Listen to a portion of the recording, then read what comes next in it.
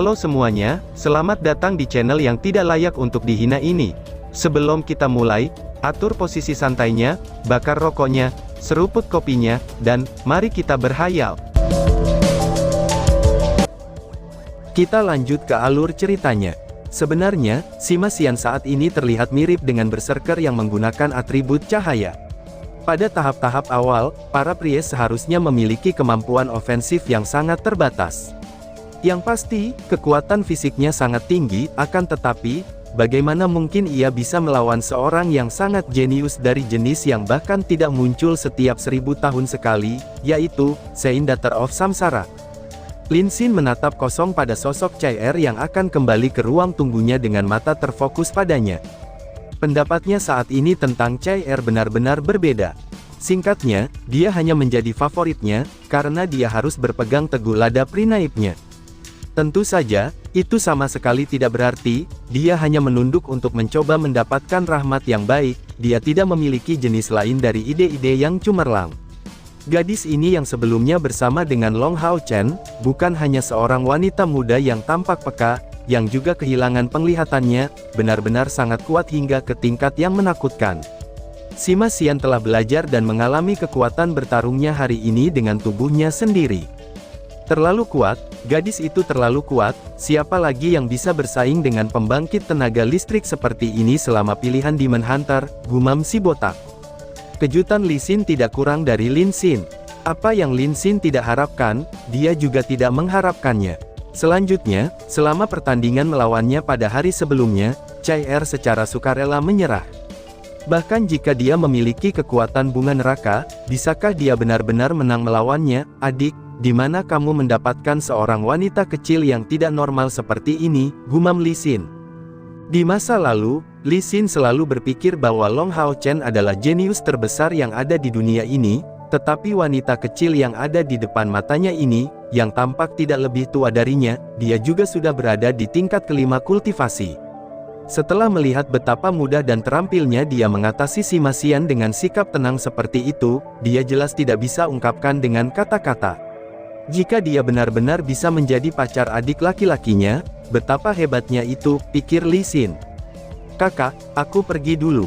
Chai-Er mendekati Li Xin dari arah samping, dan mengatakan ini dengan suara rendah.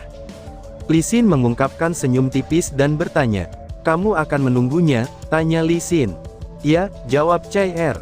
Li Xin berkata sambil tersenyum, ya sudah, cepat pergi. Melihat kamu begitu kuat, sepertinya aku tidak perlu khawatir tentang keselamatanmu, ucap Li Xin. Tuk tuk tuk, di bawah tatapan semua pesaing, Chai-Er diam-diam pergi. Untuk hari-hari berikutnya, pertandingan lain dari Long Hao Chen bisa dikatakan semulus air yang mengalir, dia tidak mengalami hambatan apapun. Sampai-sampai, dia bahkan tidak perlu Hao Yue muncul di atas panggung. Selain itu, ia telah memperoleh 5 kemenangan dari orang-orang yang menyerah sejak awal pertandingan. Saat menggambarkan dia sebagai lawan mereka, kedua pastor itu langsung menyerah, itu sudah jelas, melihat bagaimana Long Hao Chen menghancurkan raksasa bumi, bagaimana mungkin mereka bisa menahan serangan dengan tingkatan seperti ini. Dan 3 kemenangan terakhir ini adalah kontribusi dari para asasin lainnya. Selama kompetisi ini dalam kelompok, semua orang memiliki 9 pertandingan. Sejauh ini, Long Hao Chen hanya membutuhkan 7 kemenangan untuk memastikannya kalau dia telah memenuhi syarat. Pada 2 hari terakhir, dia melawan 2 wanita aneh dari kelompok ini, Wang Yuan dan Chen Ying-er. Dalam kelompok ini, Long Hao Chen dan Huang Yi adalah orang-orang yang menunjukkan kekuatan paling mencengangkan, tetapi orang-orang yang paling menarik perhatian bukanlah mereka, itu adalah summoner, atau pemanggil, dari seorang wanita muda yang bernama Chen Ying-er. Setelah dikalahkan 3 kali berturut-turut, ia menang 3 kali berturut-turut. Metode bertarungnya sederhana, itu bergantung pada teknik gerbang pemanggilan makhluk. Ketika berhadapan dengan Long Hao Chen, wanita muda ini memanggil hewan yang dia sendiri pada dasarnya tidak bisa mengenalinya sama sekali. Dan ketika dia berakhir melawan Huang Yi, apa yang keluar dari gerbang pemanggilan makhluknya, ternyata itu adalah naga hijau besar di tingkat ke-8, yang telah mengintimidasi Huang Yi hingga sedemikian rupa, sehingga dia langsung kebobolan. Sejak itu, wanita ini menjadi elemen yang paling tidak terduga dari kelompok ketiga. Coba tanyakan, siapa di antara anak-anak muda ini yang mungkin ingin mengukur dirinya sendiri dengan melawan binatang ajaib dari tingkat ke-8. Penampilan Wang Yuanyuan juga menarik, seperti Long Hao Chen, dia mendapatkan 7 kemenangan untuk dirinya sendiri. Namun sampai lada hari ini, yang belum ia lawan, itu adalah lawan terberat, Long Hao Chen dan Huang Yi. Pada akhirnya, dia harus bersaing dengan mereka berdua. Akibatnya, setelah Long Hao Chen mendapatkan dirinya berada salah satu tempat, tempat kedua akan diselesaikan dalam pertandingan antara Huang Yi dan Wang Yuanyuan. Pada saat pertandingan ini, Huang Yi sudah kalah 2 pertandingan, tetapi memiliki kesempatan besar untuk mengejar ketinggalan dengan Wang Yuanyuan, dan mungkin bertujuan untuk mendapatkan kemenangannya yang ke-7. Dengan cara ini, selama Long Hao Chen bisa mengalahkannya, berkenaan dengan jumlah dan kemenangan yang sama dari kedua belah pihak, dia mungkin bisa melampaui lawannya dari peringkat, dan tetap di kompetisi bersama dengan Long Hao Chen. Keajaiban dari kelompok ketiga ini, tidak diragukan lagi adalah si pemanggil acak ini. Dan ada orang yang bahkan lebih luar biasa di kelompok kedua, yaitu Lin Xin. Di antara 7 pertandingan yang dia jalani, Lin Xin telah mengakhiri 6 pertandingannya secara berturut-turut. Ia hanya kalah saat melawan si pendeta botak Sima Xian karena masalah waktu. 6 pertandingan berikutnya dari kompetisi, semua berakhir imbang. Itu karena meskipun dia tidak bisa menyerang, tapi tidak ada orang yang bisa menembus pertahanannya, bahkan untuk Li Xin yang memiliki Rose Unicorn-nya. Sial baginya, pertandingannya di hari ke-8 akan segera dimulai, dan pada hari ini, lawannya justru Chai Er. Dalam kelompok kedua, Chai Er tidak ada bandingannya. 7 pertandingannya telah berakhir dengan 6 kemenangan, dan 1 kekalahan saat melawan Li Xin. Li Xin yang dengan mengandalkan Rose Unicorn-nya, juga berakhir dengan hasil yang baik dengan 5 kemenangan, 1 imbang, dan 1 kali kekalahan. Kekalahannya saat melawan seorang summoner dari kuil spiritual. Namun, pada hari berikutnya, ketika summoner ini melawan Chai Er sebagai lawannya, dia langsung terluka berat olehnya, yang menyebabkan banyak komplikasi setelah pertandingannya. Karena alasan ini, kuil spiritual mengajukan keluhan terhadap kuil assassin. Namun, apakah ini benar-benar bermanfaat? Pries botak Sima Xian adalah peringkat ketiga dari kelompok ini. 7 pertandingannya telah berakhir dengan 5 kemenangan, dan 2 kekalahan. Kekalahan kedua terjadi ketika dia bertarung dengan Li Xin. Dominasi Rose Unicorn benar-benar terlalu hebat, lebih jauh lagi setelah menambahkan fakta, bahwa Li Xin sendiri adalah seorang ksatria pembalasan. Selain itu, setelah berevolusi, Rose Unicorn mendapatkan banyak pengalaman tempur, dan membuat koordinasi mereka lebih baik dan lebih baik lagi. 2 pertandingan terakhir Chai Er dalam kelompok ini melawan Lin Xin, penyihir yang tidak bisa menyerang, dan seorang pejuang. Pada dasarnya, sampai sekarang Li Xin dan kudanya telah mengalahkan peserta yang lain dalam kompetisi ini. Li Xin jelas tahu, bahwa jika bukan karena Chai Er, dia tidak akan pernah berhasil dalam kelompok ini, dan kepada wanita muda ini yang telah membantunya karena kasih sayang, dan bukan karena kasihan, dia semakin menyukainya. Dalam 5 hari terakhir, Long Hao Chen tidak benar-benar melakukan sesuatu yang luar biasa, bersama dengan Chai Er, dia melakukan tidak lebih hanya untuk selalu menemaninya kembali setiap hari. Bagaimanapun juga, mereka masih terlalu muda, dan berpegangan tangan saja, itu sudah merupakan sumber kebahagiaan yang luar biasa bagi mereka. Mereka tidak banyak mengobrol, tetapi sudah merasa sangat akrab satu sama lain. Li Xin sudah memberi tahu Long Hao Chen faktanya, bahwa dia jauh dari kuat jika dibandingkan dengan Chai Er, dan membiarkan pasangan ini mengelolanya sendiri, alangkah baiknya jika dia bisa mengembangkan hubungan mereka.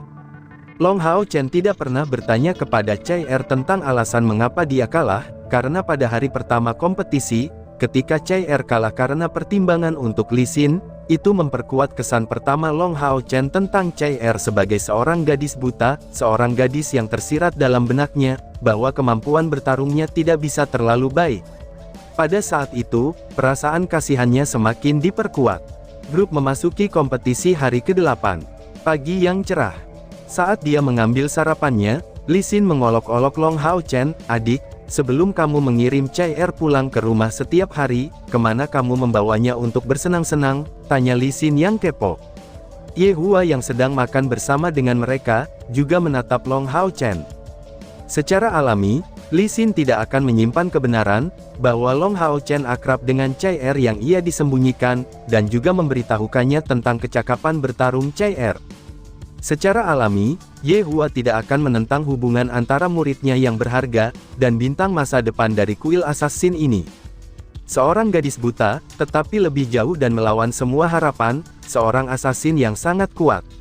Ini sendiri merupakan pemandangan yang sangat langka. Meskipun pada awalnya dia percaya, bahwa itu adalah hal yang sangat buruk bagi Long Hao Chen untuk mendapatkan pacar begitu awal, manfaat yang dia berikan pada hari sebelumnya, itu benar-benar telah mengubah pikirannya. Bersenang-senang apanya, aku hanya mengirimnya kembali ke rumah kok, jawab Long Hao Chen. Lee Sin segera membuka lebar-lebar matanya, itu tidak mungkin. Jadi itu yang kamu sebut kencan dengan seorang gadis, itu terlalu tidak romantis. Bahkan jika kamu gugup karena kompetisi yang sedang berlangsung, bukan alasan bagi kamu untuk tidak mengajaknya bersenang-senang, atau mungkin bisa mengundangnya makan. Coba kalian diskusikan, dan kenali keadaan keluarganya, dan juga hal-hal lainnya, ucap Lee Sin. Hah, undang dia untuk makan, ucap Long Hao Chen kaget, lalu dia membalas. Tapi kak, aku tidak punya uang, ucap Long Hao Chen. Dia memang tidak punya uang, semua uang yang didapatnya tanpa terkecuali, itu sudah digunakan semua demi perut Hao Yue. Setelah Hao Yue berevolusi, dia telah makan lebih banyak lagi, hewan ini benar-benar menguras isi dompet. Lee Sin menepuk dahinya, dan berkata dengan suara tenang, kamu memang bodoh, adik, jika kamu tidak punya uang, tidak bisakah kamu meminta kepadaku, kamu sangat konyol. Di sini. Saat dia berbicara, sekantung koin emas dikeluarkan dari dadanya, dan dilemparkan ke Long Hao Chen. Kak, aku tidak bisa menerima uang kamu, ucap Long Hao Chen sambil buru-buru melemparkan karung koin ini kembali padanya. Lee Sin membuka lebar-lebar matanya. Apa yang kamu lakukan? Apakah kamu ingin aku pukul? Cepat ambil kembali, bukankah wajar bagi adik laki-laki menghabiskan uang kakak perempuannya? Dan sejak awal, aku menganggap kamu seperti adik lelaki aku sendiri, mungkinkah kamu tidak menganggap aku sebagai kakak perempuan yang baik? Jika kamu berani mengembalikan ini, kakak besar akan sangat marah, dan akan mengabaikan kamu di masa depan, ucap Lee Sin yang memarahi Long Hao Chen. Pada titik ini, Long Hao Chen tidak tahu apa yang harus dia balas padanya. Ye Hua berkata, sudah terima saja. Sin Er juga melakukan ini untuk kamu. Wanita itu, kamu harus memperlakukannya dengan lebih baik lagi. Jika kamu memiliki kesempatan, selama pemilihan kelompok untuk pasukan berburu iblis, kamu harus melakukan yang terbaik untuk bersama dengannya. Ucap Ye Hua. Kemarin, seorang lelaki tua yang sangat misterius datang untuk menemui Ye Hua, dan memintanya untuk berbicara dengannya secara pribadi selama 1 jam penuh. Setelah pria tua ini pergi, Ye Hua tenggelam dalam pikirannya untuk waktu yang lama, membawa perasaan terbelah antara tawa dan air mata.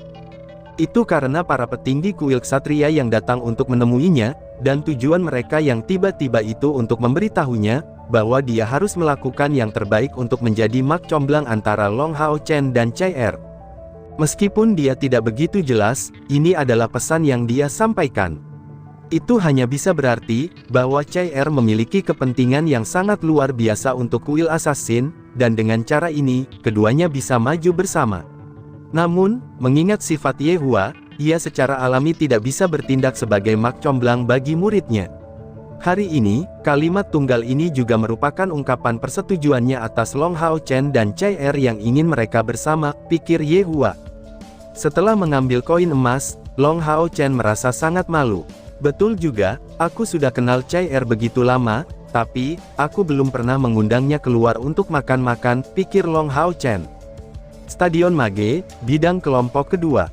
Menurut undian, hari ini, pertandingan pertama adalah, Chai Er akan melawan Lin Xin, penonton tercengang. Chai Er melawan Lin Xin, kedua belah pihak silahkan muncul di atas panggung. Wasit berteriak keras dari dalam stadion.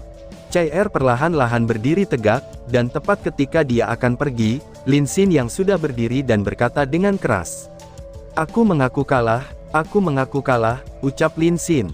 Di dalam grup kedua ini adalah pertama kalinya dari sebuah pertandingan yang salah satu pesertanya sudah mengaku kalah, sebelum dari kedua belah pihak masuk ke atas panggung.